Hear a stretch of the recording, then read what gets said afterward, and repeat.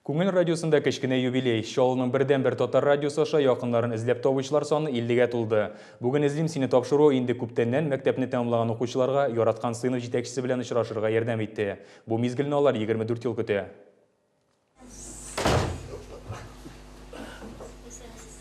Хәзер инде үзләре дә зур абый апалар. Укытучылары белән тыйнак кына исәнләшәләр. 20 елдан артык вакыт узса да укытучы белән укучы арасында булган дистанция, ихтирам хисләре барыбер югалмаган шул. Фәнис абыйлары Минзәлә районы Дәвек авылына укытырга кайткач та аларның сыйныф җитәкчесе була. Укытучы үзенең укучыларын беренче күргән шикелле барлап чыкты.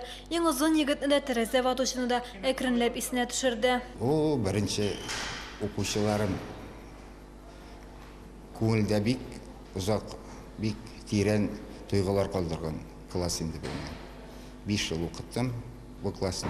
Алар үзләре дә бит әле 17 малай, 3 кенә кызыя. Укучылар сыйныф җитәкчеләрен онытмаса да еллар үткәч, адресында, телефон номерында югалталар. Күңел радиосы аша яңадан Фәнис Хусейновны эзләп карарга була алар. Күңел сайтын башкача иң беренче кем изли, кем туган изли, кем минем башыма Бәктәп еллары искә төште. Ул безгә беренче укытучыбыз кебек якын булды.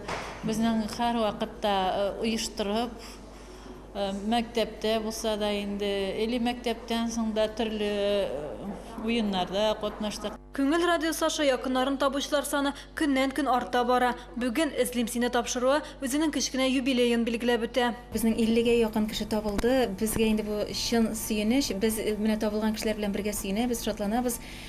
Алга таба да менә шул дәвам итсен диде, без бу эшебезнең инде дәвам итүен теләп калабыз.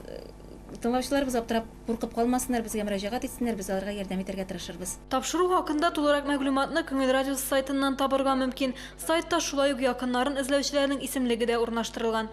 Гүзәл Шихапова, Альберт Шефигуллин, яңалыклар.